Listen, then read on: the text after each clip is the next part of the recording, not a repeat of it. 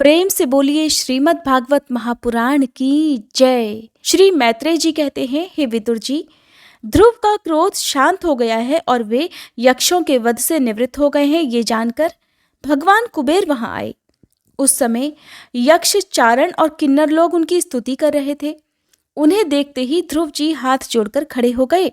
तब कुबेर जी ने कहा, हे शुद्ध हृदय क्षत्रिय कुमार, तुमने अपने दादा के उपदेश से ऐसा दुस्तज वैर त्याग दिया, इससे मैं तुम पर बहुत प्रसन्न हूं। वास्तव में न तुमने यक्षों को मारा है और न यक्षों ने तुम्हारे भाई को। समस्त जीवों की उत्पत्ति और विनाश का कारण तो एकमात्र काल ही है। ये मैं, तू आदि मिथ्या बुद्धि तो जीव को अज्ञानवश स्वप्न के समान शरीर आदि की ही आत्मा मानने से उत्पन्न होती है। इसी से मनुष्य को बंधन और दुख आदि विपरीत अवस्थाओं की प्राप्ति होती है। ध्रुव, अब तुम जाओ, भगवान तुम्हारा मंगल करें। तुम संसार पाश से मुक्त होने के लिए सब जीवों में समदृष्टि रखकर सर्वभूतात्मा भगवान श्री हरि का भजन करो। वे संसार पाश का छेदन करने वाले हैं तथा संसार की उत्पत्ति आदि के लिए अपनी त्रिगुणात्मिका माया शक्ति से युक्त होकर भी वास्तव में उससे रहित हैं। उनके चरण कमल ही सबके लिए भजन करने योग्य हैं। प्रेवर, हमने सुना है तुम सर्वदा भगवान कमलनाभ के चरण कमलों के समीप रहने वाले हो, इसलिए तुम अवश्य ही वर पाने योग्य हो। ध्रुव, तुम्हें जिस भी वर की इच्छा हो मुझसे निसंकोच और निशंक होकर मांग लो। श्री मैत्रेय जी कहते हैं, विदुर जी, यक्षराज कुबेर ने जब इस प्रकार वर मांगने के लिए आग्रह किया, तब महाभागवत महामती ध्रुव जी ने उनसे यही मांगा कि मुझे श्री हरि की अखंड स्मृति बनी रहे, जिससे मनुष्य सहज ही 2 स्तर संसार सागर को पार कर जाता है। इडविडा के पुत्र कुबेर जी ने बड़े प्रसन्न मन से उन्हें भगवत स्मृति प्रदान की। फिर उनके देखते ही देखते वे अंतर्ध्यान हो गए। इसके पश्चात ध्रुव जी भी अपनी राजधानी को वापस लौट आए। वहां रहते हुए उन्होंने बड़ी बड़ी दक्षिणा वाले यज्ञों से भगवान यज्ञ पुरुष की आराधना की। भगवान ही द्रव्य, क्रिया, देवता संबंधी समस्त कर्म और उसके फल हैं तथा वे ही कर्म फल के दाता भी हैं। सर्वोपाधि शून्य सर्वात्मा श्री अच्युत में प्रबल वेगयुक्त भक्ति भाव रखते हुए ध्रुव जी अपने में और समस्त प्राणियों में सर्वव्यापक श्री हरि को ही विराजमान देखने लगे। ध्रुव जी बड़े ही शील संपन्न, ब्राह्मण भक्त, दीन वत्सल और धर्म मर्यादा के रक्षक थे। उनकी प्रजा उन्हें साक्षात पिता के समान मानती थी। इस प्रकार तरह तरह के ऐश्वर्य भोग से, पुण्य का और भोगों के त्याग पूर्वक यज्ञ आदि कर्मों के अनुष्ठान से पाप का क्षय करते हुए उन्होंने 36,000 वर्ष तक पृथ्वी पर शासन किया। जितेंद्रिय महात्मा ध्रुव ने इसी तरह अर्थ, धर्म और काम के संपादन में बहुत से वर्ष बिताकर अपने पुत्र उत्कल को राज सिंहासन सौंप दिया। इस संपूर्ण दृश्य प्रपंच को अविद्या रचित स्वप्न और गंधर्व नगर के समान माया से अपने में ही कल्पित मानकर और ये समझकर कि शरीर, स्त्री, पुत्र, मित्र, सेना भरा पूरा खजाना, जनाने महल, सुरम्य विहार भूमि और समुद्र पर्यंत भूमंडल का राज्य, ये सभी काल के गाल में पड़े हुए हैं। वे बद्रिकाश्रम को चले गए। वहां उन्होंने पवित्र जल में स्नान कर इंद्रियों को विशुद्ध किया अर्थात शांत किया। फिर स्थिर आसन से बैठकर प्राणायाम द्वारा वायु को वश में किया। तदंतर मन के द्वारा इंद्रियों को बाह्य विषयों से हटाकर मन को भगवान के स्थूल विराट स्वरूप में स्थिर कर दिया। उसी विराट रूप का चिंतन करते करते वे अंत में ध्याता और ध्येय के भेद से शून्य निर्विकल्प समाधि में लीन हो गए और उस अवस्था में विराट रूप का भी परित्याग कर दिया। इस प्रकार भगवान श्री हरि के प्रति निरंतर भक्ति भाव का प्रवाह चलते रहने से उनके नेत्रों में बार बार आनंदाश्रुओं की बाढ़ सी आ जाती थी। इससे उनका हृदय द्रवीभूत हो गया और शरीर में रोमांच हो आया। फिर देहाभिमान गलित हो जाने से उन्हें मैं ध्रुव हूं इसकी स्मृति भी नहीं रही। इसी समय ध्रुव जी ने आकाश से एक बड़ा ही सुंदर विमान उतरते हुए देखा। वह अपने प्रकाश से 10 दिशाओं को आलोकित कर रहा था, मानो पूर्णिमा का चंद्र ही उदय हुआ हो।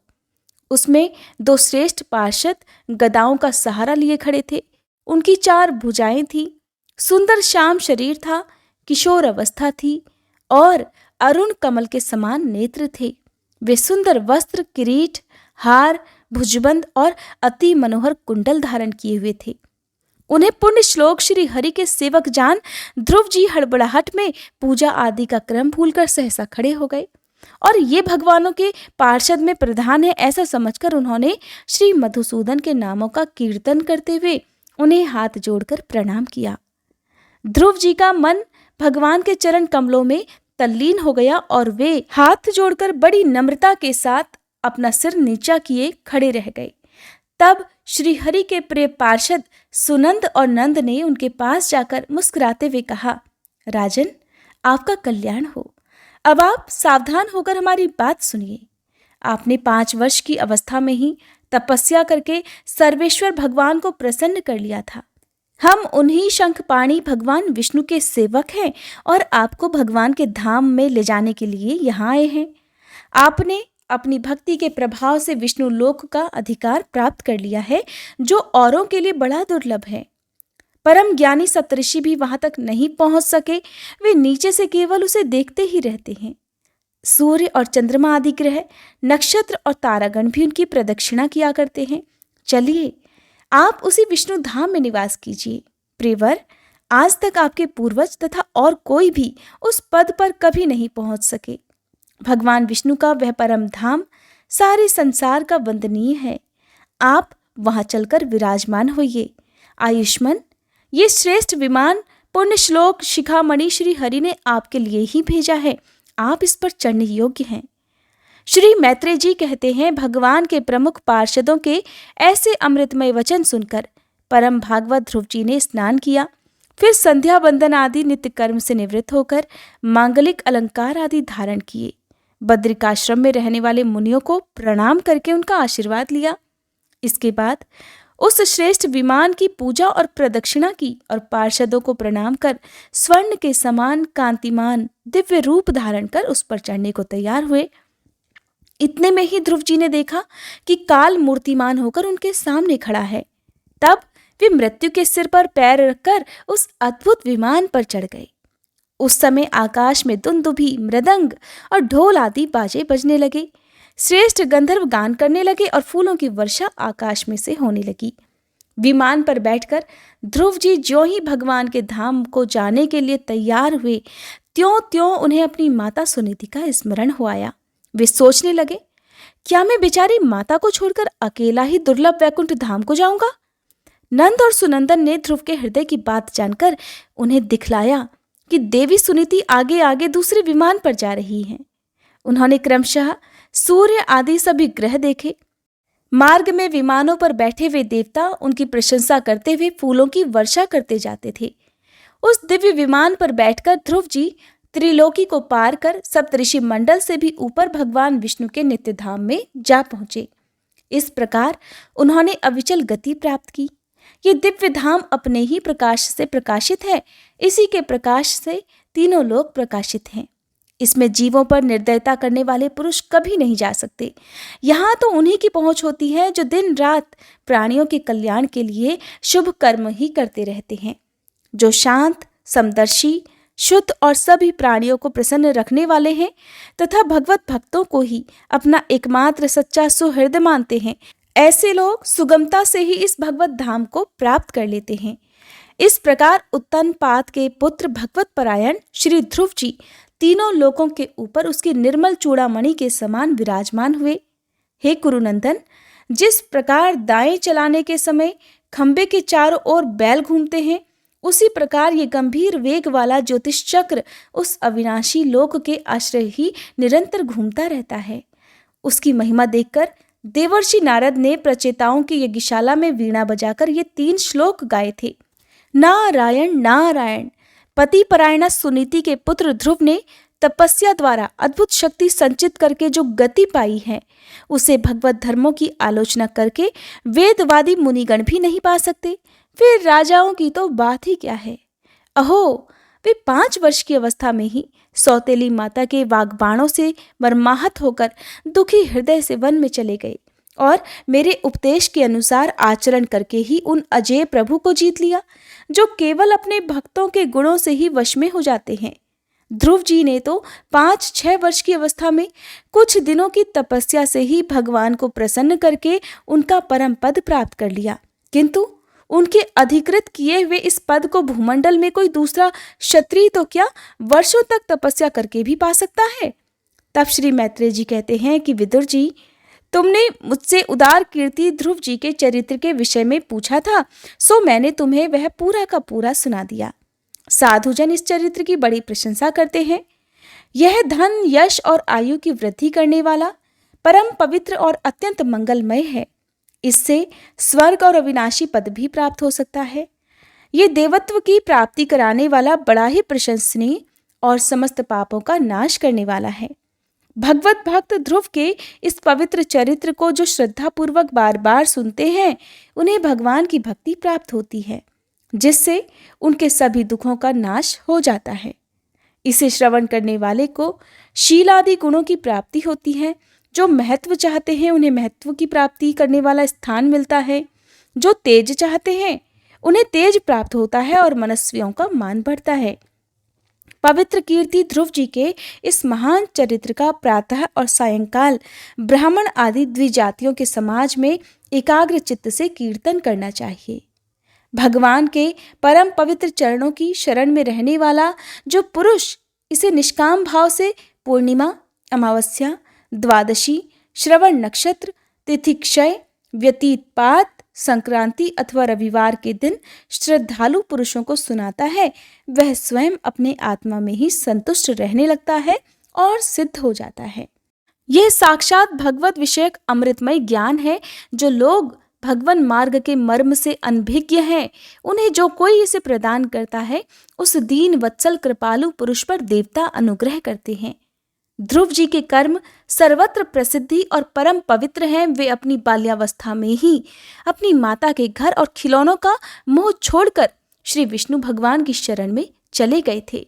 गुरुनंदन, उनका ये पवित्र चरित्र मैंने तुम्हें सुना दिया है। श्री सूत जी कहते हैं, हे शौनक जी, श्री मैत्रेय मुनि के मुख से ध्रुव जी के विष्णु पद पर आरूढ़ होने का वृत्तांत सुनकर विदुर जी के हृदय में भगवान विष्णु की भक्ति का उद्वेग हो आया और उन्होंने फिर मैत्रेय जी से प्रश्न करना आरंभ कर दिया। विदुर जी ने पूछा, हे भगवत परायण मुने, ये प्रचेता कौन थे? किसके पुत्र थे? किसके वंश में प्रसिद्ध थे और उन्होंने कहाँ यज्ञ किया था? भगवान के दर्शन से कृतार्थ नारद जी परम भागवत हैं, ऐसा मैं मानता हूँ। उन्होंने पंचरात्र का निर्माण करके श्री हरि की पूजा पद्धति रूप क्रिया योग का उपदेश किया है। जिस समय प्रचेतागण स्वधर्म का आचरण करते हुए भगवान यज्ञेश्वर की आराधना कर रहे थे, उसी समय भक्त प्रवर नारद जी ने ध्रुव का गुणगान किया था। हे ब्राह्मण, उस स्थान पर उन्होंने भगवान की जिन जिन लीला कथाओं का वर्णन किया था, वे सब पूर्ण रूप से मुझे सुनाइए। मुझे उनके सुनने की बड़ी इच्छा है। तब श्री मैत्रेय जी ने कहा, हे विदुर जी, महाराज ध्रुव के वन चले जाने पर उनके पुत्र उत्कल ने अपने पिता के सार्वभौम वैभव और राज्य सिंहासन को अस्वीकार कर दिया। वह जन्म से ही शांतचित्त, आसक्ति शून्य और समदर्शी था तथा संपूर्ण लोकों को अपनी आत्मा में और अपनी आत्मा को संपूर्ण लोकों में स्थित देखता था। उसके अंतःकरण का वासना रूप मल अखंड योगाग्नि से भस्म हो गया था। इसीलिए वह अपनी आत्मा को विशुद्ध बोधरस के साथ अभिन्न, आनंदमय और सर्वत्र व्याप्त देखता था। सब प्रकार के भेद से रहित प्रशांत ब्रह्म को ही वह अपना स्वरूप समझता था तथा अपनी आत्मा से भिन्न कुछ भी नहीं देखता था। वह अज्ञानियों को रास्ते आदि साधारण स्थानों में बिना लपट की आग के समान मूर्ख, अंधा, बहरा, पागल अथवा गूंगा सा प्रतीत होता था। वास्तव में ऐसा था नहीं। इसलिए कुल के बड़े बूढ़े तथा मंत्रियों ने उसे मूर्ख और पागल समझकर उसके छोटे भाई भ्रमिपुत्र वत्सर को राजा बना दिया। वत्सर की प्रेयसी भार्या स्ववीर्थी के गर्भ से पुष्पार्ण, तिग्मकेतु, ईश, उर्ज, वसु और जय नाम के 6 पुत्र हुए। पुष्पार्ण के प्रभा और दोषा नाम की 2 स्त्रियां थीं। उनमें से प्रभा के प्रातः, मध्यंत और सायं ये 3 पुत्र हुए। दोषा के प्रदोष, निशीथ और व्युष्ट ये 3 पुत्र हुए। व्युष्ट ने अपनी भार्या पुष्करिणी से सर्वतेजा नाम का पुत्र उत्पन्न किया। उसकी पत्नी आकुति से चक्षु नामक पुत्र उत्पन्न हुआ। चाक्षुष मनवंतर में वही मनु हुआ चक्षु मनु की स्त्री, नववलासे, पुरु, कुत्स, त्रित, दुम्न, सत्यवान, रित, व्रत, अग्निष्टोम, अतिरात्र, प्रद्युम्न, शिवी और उन्मुख, ये 12 सत्वर्णी बालक उत्पन्न हुए। इनमें उल्मुख ने अपनी पत्नी पुष्करिणी से अंग, सुमना, ख्याति, क्रतु, अंगिरा और गए, ये 6 उत्तम पुत्र उत्पन्न किए। अंग की पत्नी सुनीता ने क्रूर कर्मा वेन को जन्म दिया, जिसकी दुष्टता से उद्विग्न होकर राजर्षि अंग नगर छोड़कर चले गए थे। प्यारे विदुर जी, मुनियों के वाक्य वज्र के समान अमोघ होते हैं। उन्होंने कुपित होकर वेन को श्राप दे डाला और जब वह मर गया तब कोई राजा ना रहने के कारण लोक में लुटेरों के द्वारा प्रजा को बहुत कष्ट होने लगा। ये देखकर उन्होंने वेन की दाहिनी भुजा का मंथन किया, जिससे भगवान विष्णु के अंशावतार आदि सम्राट महाराज पृथु प्रकट हुए। विदुर जी ने पूछा, हे ब्राह्मण, महाराज अंग तो बड़े शील संपन्न, साधु स्वभाव, ब्राह्मण भक्त और महात्मा थे। उनके वेन जैसा दुष्ट पुत्र कैसे हुआ, जिसके कारण दुखी होकर उन्हें नगर छोड़ना पड़ा? राजदंडधारी वेन का भी ऐसा क्या अपराध था जो धर्मज्ञ मुनीश्वरों ने उसके प्रति शाप रूप ब्रह्मदंड का प्रयोग किया?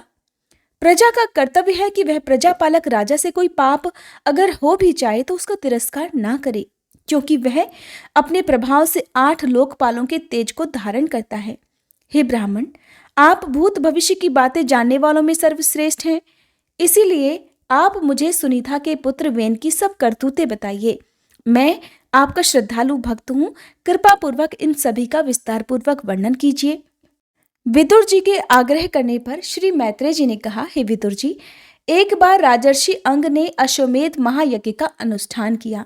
उसमें वेदवादी ब्राह्मणों के आह्वान करने पर भी देवता लोग अपना भाग लेने नहीं आए।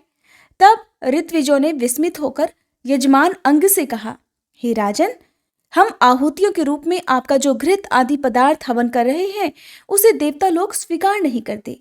हम जानते हैं आपकी होम सामग्री दूषित नहीं है, आपने उसे बड़ी श्रद्धा से जुटाया है, तथा वेद मंत्र भी किसी प्रकार बलहीन नहीं है, क्योंकि उनका प्रयोग करने वाले ऋत्विजगण याजकोचित सभी नियमों का पूर्णतया पालन करते हैं। हमें तो ऐसी कोई बात नहीं दिखती कि इस यज्ञ में देवताओं का किंचित भी तिरस्कार हुआ है। फिर भी कर्माध्यक्ष देवता लोग अपना भाग क्यों नहीं ले रहे हैं? श्री मैत्रेय जी कहते हैं, ऋत्विजों की बात सुनकर यजमान अंग बहुत उदास हुए। तब उन्होंने याजकों की अनुमति से मौन तोड़कर सदस्यों से पूछा, हे सदस्यों, देवता लोग आवाहन करने पर भी यज्ञ में नहीं आ रहे हैं और न सोम पात्र ही ग्रहण करते हैं, आप बतलाइए। तब सदस्यगण कहने लगे कि हे राजन, इस जन्म में तो आपसे तनिक भी अपराध नहीं हुआ। हाँ, पूर्व जन्म का एक अपराध अवश्य है, जिसके कारण आप ऐसे सर्वगुण संपन्न होने पर भी पुत्रहीन हैं। आपका कल्याण हो, इसलिए पहले आप सुपुत्र प्राप्त करने का कोई उपाय कीजिए। यदि आप पुत्र की कामना से यज्ञ करेंगे, भगवान यज्ञेश्वर आपको अवश्य ही पुत्र प्रदान करेंगे।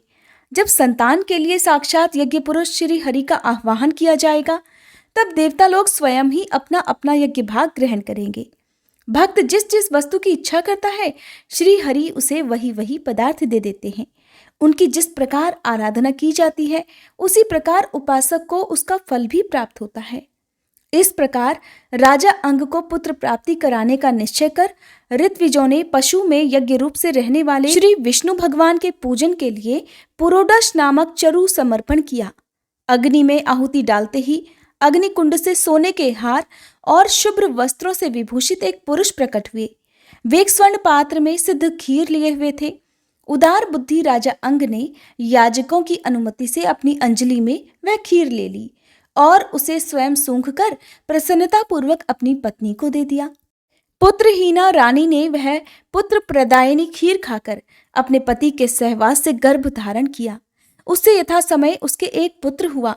वह बालक बाल्यावस्था से ही अधर्म के वंश में उत्पन्न हुए अपने नाना मृत्यु का अनुगामी था और राजा की पत्नी सुनीता भी मृत्यु की ही पुत्री थी, इसलिए वह भी अधार्मिक ही हुआ। वह दुष्ट बालक धनुष बाण चढ़ाकर वन में जाता और व्याघ्र के समान बेचारे भोले भाले हिरणों की हत्या करता। उसे देखते ही प्रवासी लोग वे नाया कहकर पुकार उठते। वह ऐसा क्रूर और निर्दयी था कि मैदान में खेलते हुए अपनी बराबरी के बालकों को पशुओं की भांति बलपूर्वक मार डालता।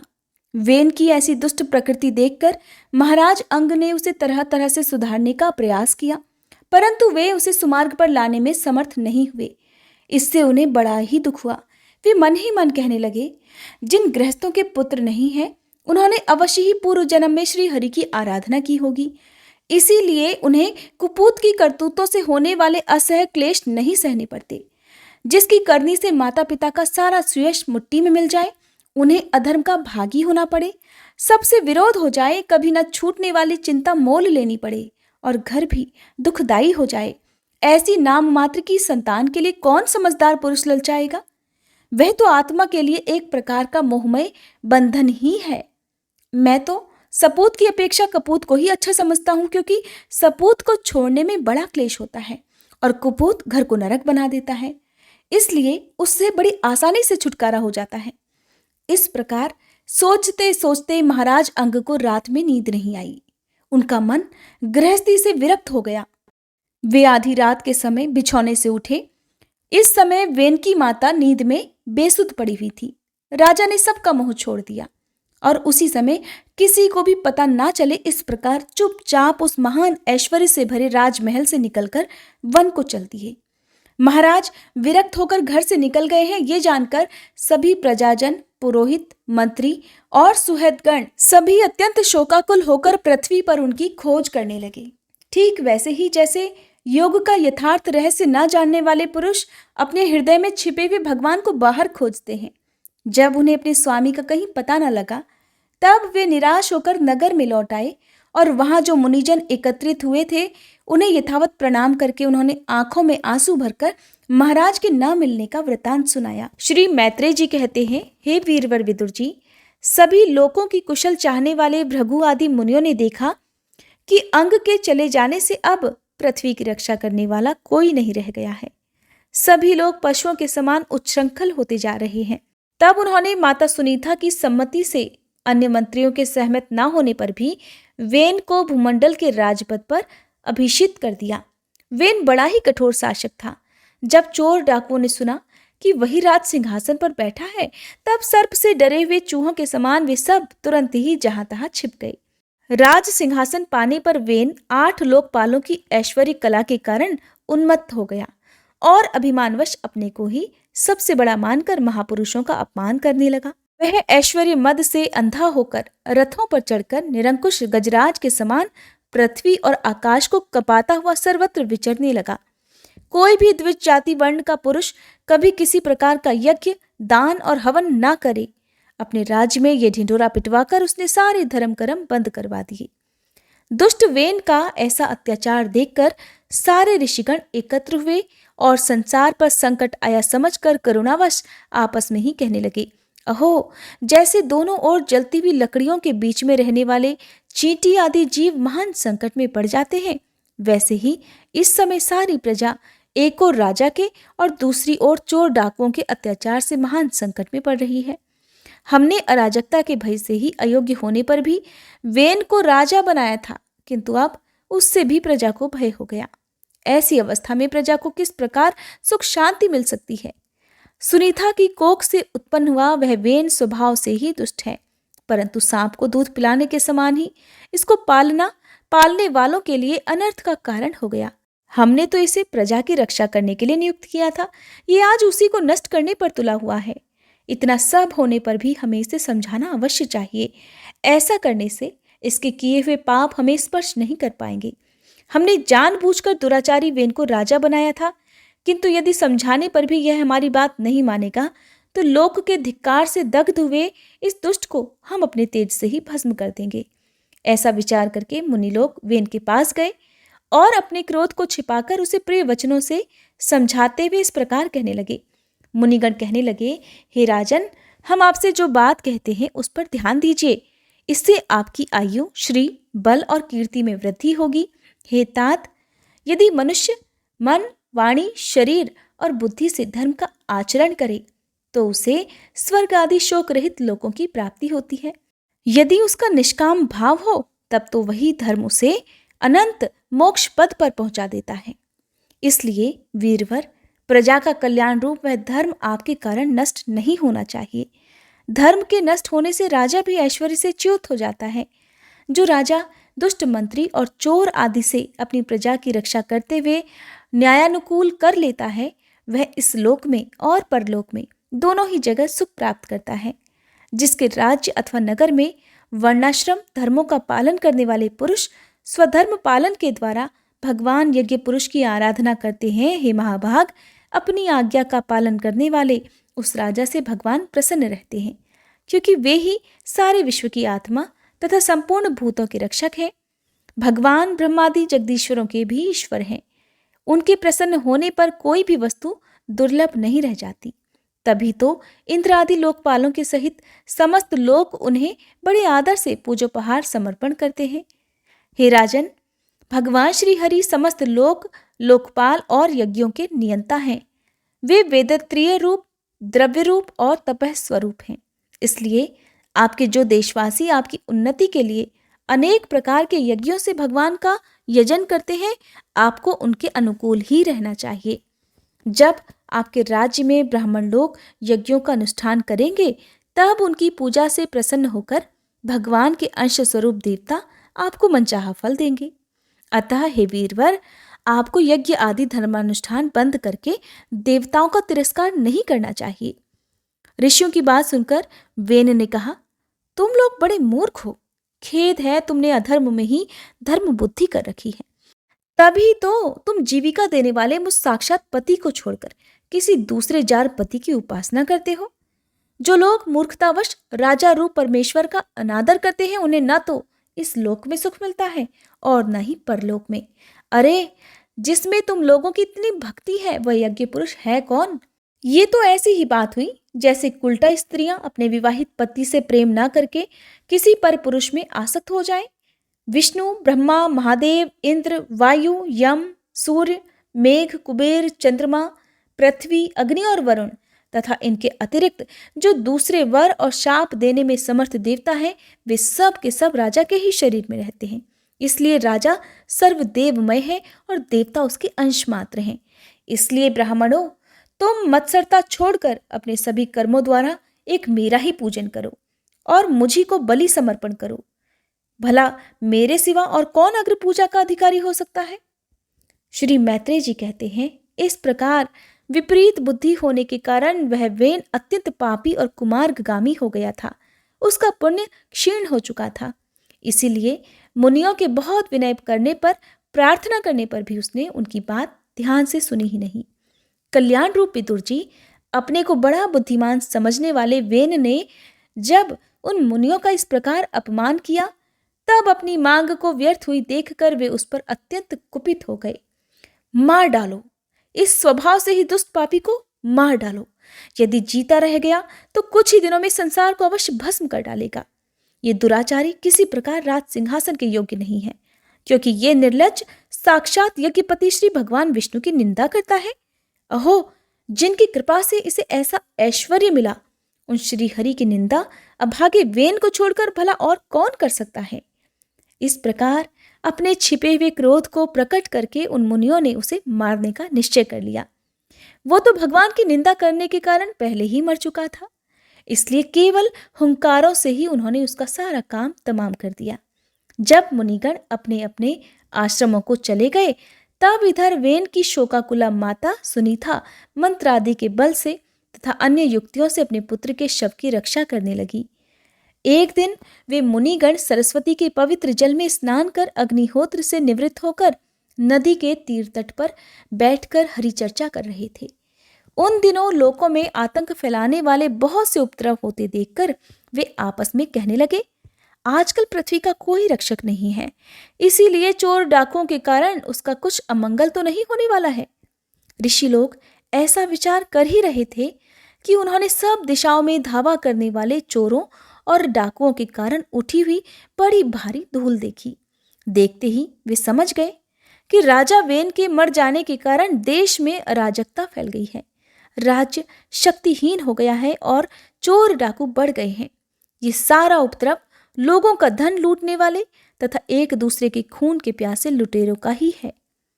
अपने तेज अथवा तपोबल से लोगों को ऐसी कुवृत्ति से रोकने से समर्थ होने पर भी ऐसा करने में हिंसादि दोष देखकर उन्होंने इसका कोई निवारण नहीं किया।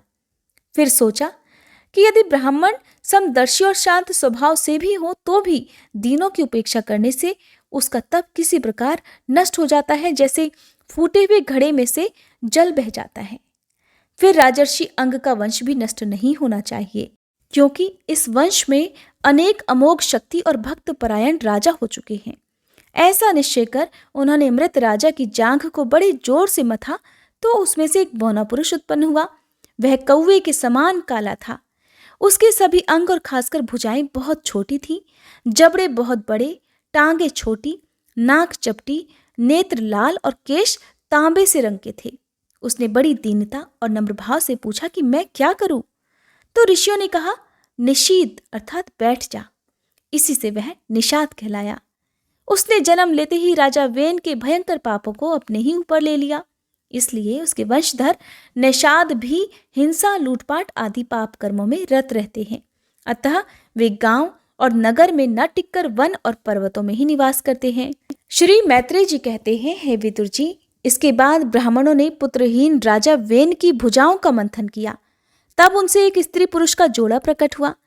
ब्रह्मवादी ऋषि उस जोड़े को उत्पन्न हुआ देखकर उसे भगवान का अंश जानकर बहुत प्रसन्न हुए और कहने लगे, ये पुरुष भगवान विष्णु की विश्व पालिनी कला से प्रकट हुआ है और यह स्त्री उन परम पुरुष की अनपायनी अर्थात कभी अलग न होने वाली शक्ति लक्ष्मी जी का अवतार है।